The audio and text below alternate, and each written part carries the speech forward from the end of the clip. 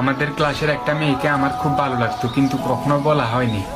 একদিন আমি স্কুলে যাওয়ার পর ওই মেয়েটা শুধু আমার দিকে তাকায় আর হাসে। তা আমি মনে মনে ভাবতে লাগলাম, মনে হয় আমাকে পছন্দ করে, এরকম কিছু। এর কিছুক্ষণ পর আমার বন্ধুকে বলে যে ওই চশমা পড়া ছেলেটাকে একটু এদিকে ডাক। তো আমার বন্ধু আমাকে এসে বলে যে মনে হয় আজকে তোকে প্রপোজ করব, যা যা তাড়াতাড়ি যা, তোরে ডাকে। তো আমি অনেক এক্সাইটেড, কি জানি কি বলে, আমি অনেক খুশি।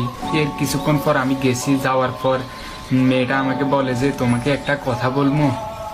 তো আমি বলি যে বলো। ও বলে মাইন্ড করবে না তো? আমি বলি কেন মাইন্ড করবো, বলো তুমি। ও বলে আমি আজকে সকাল ধরে দেখতেছি তোমার প্যান্টের চেন খোলা, টুনটুনিটা দেখা যায়।